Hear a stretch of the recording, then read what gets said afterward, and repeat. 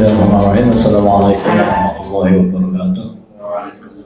Alhamdulillah, wassalatu wassalamu ala rasulillah wa ala alihi wa sahbihi wa mawala wa hawla wa quwwata illa billah ma ba'da. Rabbi shrah li sadri wa yassir li amri wa hlul 'uqdatam min lisani yafqahu qawli. Yang saya hormati para dewan guru madrasah yang sebaiknya saya banggakan dan saya hormati. Alhamdulillah pada Senin siang hari ini kita bisa memulai kembali apa yang menjadi rutinitas kita, yaitu pengajian Ihya Ulumuddin. Bapak Ibu sekalian yang saya hormati, ini merupakan pengajian pertama ya di tahun ajaran 2024 2025-2026 ini. Moga-moga kita semua bisa istiqomah, bisa senantiasa menjaga pemeliharanya sehingga tidak ada halangan yang berarti di masa-masa yang akan datang. Amin ya rabbal alamin.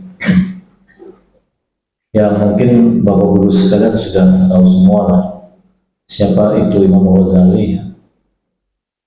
Imam Ghazali itu adalah ya tokoh yang terkemuka dalam dunia Islam, sangat terkenal di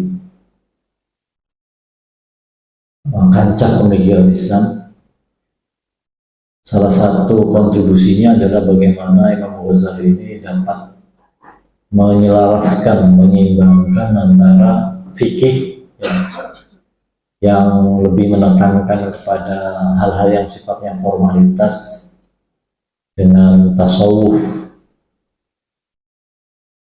eksotoris tadi ya, fikih dengan tasawuf yang lebih ke substansi, ke batin, esoteris. Nah, salah satu yang dimunculkan oleh Imam Ghazali dalam kitab Ihya Ulumuddin ini merupakan karyanya yang monumental ya. Beliau karang setelah beliau mengalami kegalauan pikiran. Beliau adalah orang alim, seluruh disiplin ilmu yang berkembang saat itu beliau pelajari, dari mulai filsafat, fikih, dan lain sebagainya, yang beliau juga menjadi guru besar di sebuah universitas An-Nizam ya. Madrasah An-Nizam itu universitas yang sangat terkenal, di bawah asuhan gurunya yaitu Imam Haramain. Beliau juga menjadi guru besar di universitas tersebut. Kemudian pada suatu waktu beliau, seperti yang diceritakan sendiri oleh dirinya, yaitu dalam kitab Al-Munqidh minadh Dhalal, beliau merasa bingung. Sebenarnya kebenaran itu ada di mana? Serahkan ilmu. Kalau kita yang ilmunya biasa-biasa ya baru bingung. Ini sih anaknya diajarkan. Mungkin karena Imam Ghazali kakak ilmu sehingga beliau merasa bingung, bahkan meragukan segala sesuatunya. Apa yang dia pandang juga barangkali sesuatu yang salah. Pandang oleh mata kepala ya, seperti bayangan kita bayangan kita di atas air. Ketika kita melihat air yang jernih ya, bayangan tongkat kan tidak selalu lurus. Begitu juga dia meragukan apa yang dia intisarikan melalui rasional dia. Akhirnya ini mengantarkan dia pada satu kondisi di mana dia bingung dan akhirnya meninggalkan segala kebesarannya untuk mencari apa yang disebut sebagai kebenaran.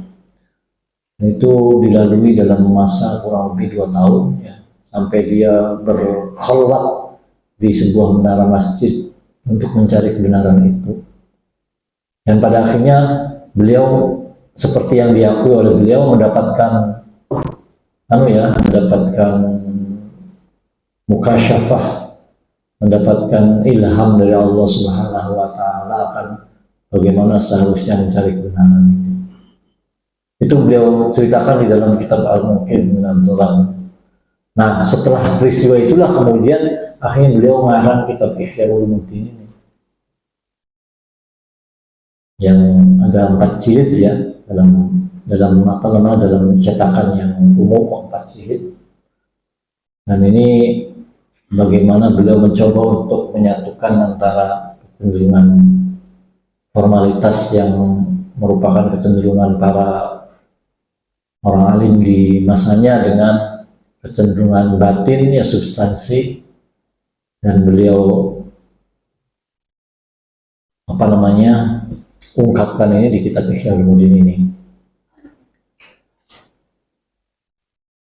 Salah satunya adalah bagaimana beliau dengan menceritakan orang-orang terdahulu ya, bagaimana seperti Imam Syafi'i ya, kita kan lagi mempelajari tentang Imam Syafi'i kayaknya ya, Imam Syafi'i, kemudian Imam Maliki, bagaimana mereka adalah orang-orang yang betul-betul menguasai hukum fikih, akan tapi bukan itu yang menggerakkan jiwa mereka. Ada sesuatu yang lebih substansif ya. Ini kayaknya lagi ceritanya siapa nih? Imam Malik ya? Ah iya, wahakala kana zuhdu Malikin fid dunya. Kan ini sih, ini kan benar. Jadi cerita ini menjelaskan tentang bagaimana asketisme itu, zuhud itu ya. Asketisme Imam Malik atau zuhud itu ya, zuhudnya Imam Malik dalam hal-hal yang sifatnya duniawi. Walamma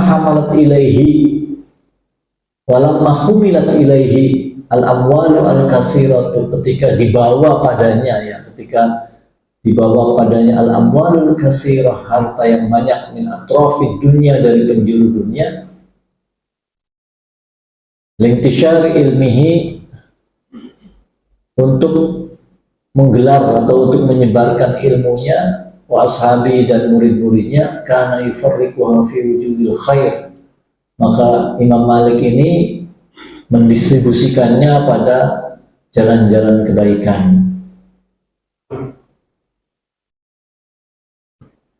Yufarriquha, mendistribusikannya, fi wujuhil khairi, dalam jalan-jalan kebaikan. Wa dzalla sakhahu ala zuhdi, ya ini berarti setiap mendapatkan uangnya digunakan untuk maslahatan penyebaran ilmu lah. Gampang ngomong seperti itu. Wa dzalla sakhahu ala zuhdi, kedermawannya ini menunjukkan atas sifat zuhudnya, wa qillati hubbihi lid dunya, dan kecintaannya yang kecil ya terhadap dunia. Jadi petunjuk bahwa seorang zuhud itu ya berarti dia beli medit ya, soalnya orang mau cinta dunia pasti dikekap kayak duit ya. Walaysa zuhud faqdal mal, zuhud itu bukanlah nggak ada harta. Zuhud itu bukan berarti kita miskin, nggak punya harta benda ya. Ini yang sering dipahami secara salah, bahwa zuhud itu umay gubuk, bambie sobek-sobek. Bukan itu zuhud. Zuhud bukanlah nggak ada harta benda. Wa innama zuhdu faraghul qalbi anhu. Tapi zuhud itu bagaimana kita mengosongkan hati. Faraghul qalbi itu mengosongkan hati dari harta benda. Bagaimana agar hati kita tidak mempunyai ketergantungan terhadap hal-hal yang sifatnya duniawi. Makaya si mokelnya ya, karena memang tugas kita makaya ya. Makulik malu ya kan, beramalan, bekerjalah cari bisnis. Jadi kita memang sudah seharusnya bermakaya. Nah, ada pun kok kemudian makaya kita oleh duit, yaitu konsekuensi dari makaya. Tapi bagaimana hati kita itu tidak mempunyai keterkaitan dengan uang itu. Kalau misalnya suatu saat harus ditunaikan kewajibannya, tunaikanlah. Jadi zuhud itu bukanlah tidak ada harta, tetapi zuhud itu adalah bagaimana hati kita tidak mempunyai keterkaitan dengan harta benda. Walaqad kana Sulaiman alaihissalam, Nabi Sulaiman alaihissalam, fi mulkihi minaz zuhad, termasuk orang-orang yang zuhud di dalam kekuasaannya. Kita tahu bahwa Nabi Sulaiman kan memiliki segala sesuatunya. Apa yang tidak dimiliki oleh Nabi Sulaiman?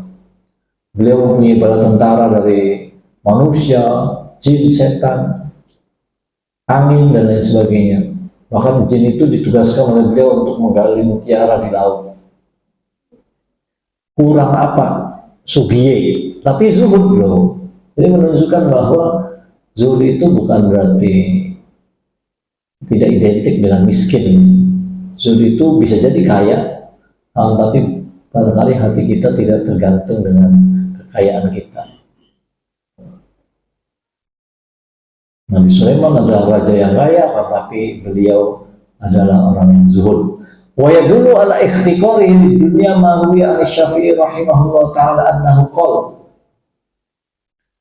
Yang menunjukkan bahwa Imam Malik juga memandang dunia itu ikhtiqar itu meremehkan, ya, tapi bukan meremehkan dalam, ya, maksudnya tidak menganggap besar. Yang menunjukkan bahwa dunia itu tidak besar bagi Imam Malik adalah cerita yang diriwayatkan oleh Imam Syafi'i rahimahullah taala. Imam Syafi'i itu ada muridnya, ya. Annahu qala, Imam Syafi'i dalam hal ini bercerita, ra'aitu ala babi Malikin qura'an min afrasi Khurasan. Qura' itu makna aslinya dengkil, ya, tapi kuda lah, ya. Saya melihat di pintu rumahnya Imam Malik seekor kuda dari Khurasan. Ini katanya kuda ini memang aslinya Khurasan, ya. Kuda pertama kali didomestifikasi itu katanya di bulan Sabit itu, ya. Dan aslinya kuda itu dari Khurasan, makanya kudanya bagus-bagus. Termasuk kudanya Pak Prabowo itu katanya dari Khurasan. Wa yuqalu Misru, dan dinamai dengan nama Misir. Nama ini namanya kudanya itu Misir. Ma ra'aitu ahsana minhu. Dari Imam Syafi'i, saya tidak pernah melihat kuda yang sebaik kuda yang ada di depannya rumahnya Imam Malik. Faqultu li Malikin rahimahullah, maka kemudian saya berkata kepada Imam Malik, ma ahsanahu. Nah, ini afal ta'ajub nih.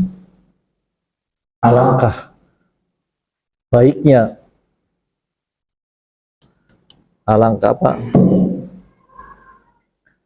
Alangkah indahnya, alangkah bagusnya ya kuda ini. Faqala, Imam Malik berkata, huwa hadiyatun min ilayya. Bagus tak Imam Syafi'i? Nggih, bagus. Bagus sangat mah. Ya wis, ari makonon sih. Alhamdulillah.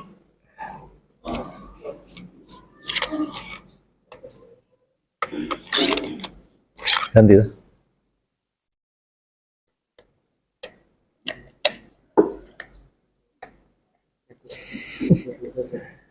Ya Allah, lurbat kayak. Jadi Imam Syafi'i melihat ada kuda di depan rumahnya Imam Malik itu, beliau puji-puji, guru bagus sekali kudanya nih. Langsung saja saat itu juga Imam Malik memberikan kuda itu kepada Imam Syafi'i. Huwa hadiyatun minni ilaika ya Aba Abdillah. Ya sudah, kalau itu bagus buat kamu saja. Fakultu, kemudian Imam Syafi'i nggak enak, merasa nggak enak dong. Dan li nafsika min hadabatan tarkabuha. Dan biarkan li nafsika untuk dirimu wahai guruku, ya, dabatan seekor kuda yang bisa tarkabuha, yang bisa guru naiki, ya. Ya tentunya, kenapa guru kok buat saya, kan tentunya jenengan kan mau jalan-jalan dan lain sebagainya, alangkah lebih baiknya kalau punya kuda lah.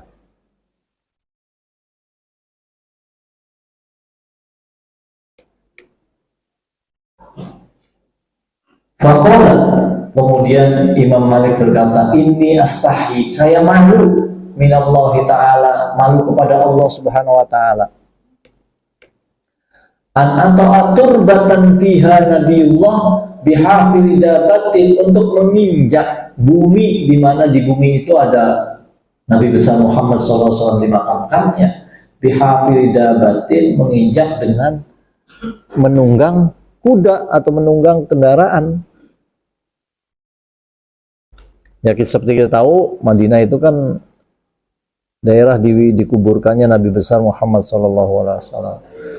Jadi kata Imam Syafi'i, saya kok nggak pantas pakai kendaraan di Madinah ini, karena di buminya dikuburkan Nabi besar Muhammad SAW.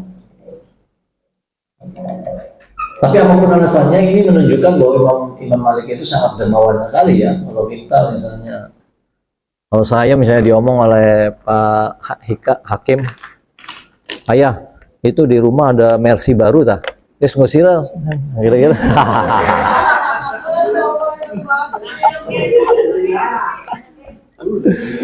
Ambil game ya.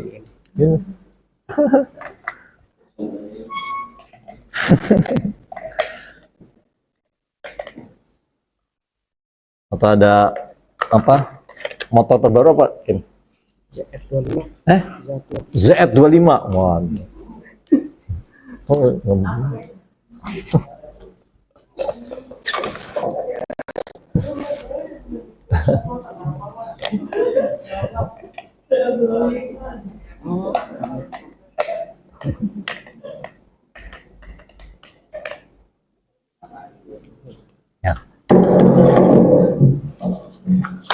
ya itulah berarti sangat dermawannya Imam Malik. Fangzur ila sakhaihi, maka lihatlah bagaimana dermawannya Imam Malik.